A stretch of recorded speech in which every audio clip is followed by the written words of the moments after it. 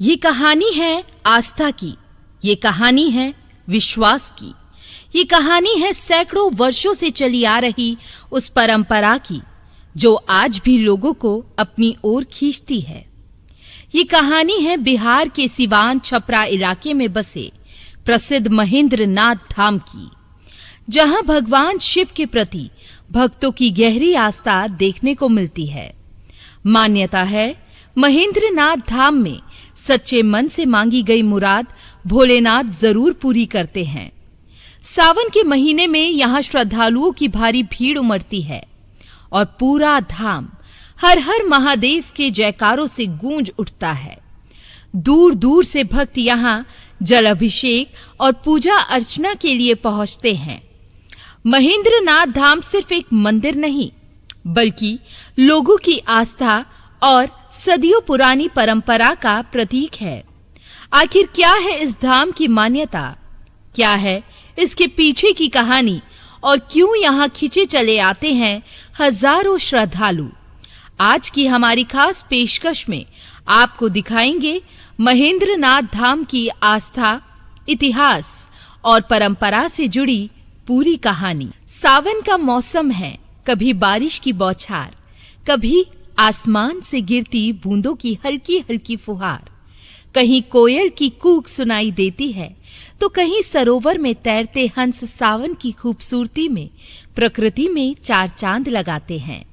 चारों तरफ हरियाली है, कहीं पानी ही पानी नजर आता है तो कहीं आम के पेड़ों की कतार। इस खूबसूरत मौसम के बीच हर रास्ता जैसे मानो महेंद्र नाथ धाम की ओर बढ़ रहा है। कोई साइकिल से पहुंच रहा है, कोई बाइक से, कोई कार से तो कोई पैदल ही भोलेनाथ के दरबार में हाजिरी लगाने निकल पड़ा है। चारों तरफ बस एक ही गूंज सुनाई दे रही है, हर हर महादेव। सावन में महेंद्र नाथ धाम आस्था का ऐसा केंद्र बन जाता है जहां देश के कोने कोने से श्रद्धालु अपनी मुराद लेकर पहुंचते हैं। किसी की झोली में उम्मीद है, किसी की आंखों में विश्वास और हर जुबां पर भोलेनाथ का नाम। यही है महेंद्र नाथ धाम। चलिए अब समय के रथ पर सवार होकर आपको ले चलते हैं 17वीं शताब्दी में, उस दौर में जब इस धरती पर घटी एक घटना ने शिव भक्तों के लिए आस्था की नींव रखी।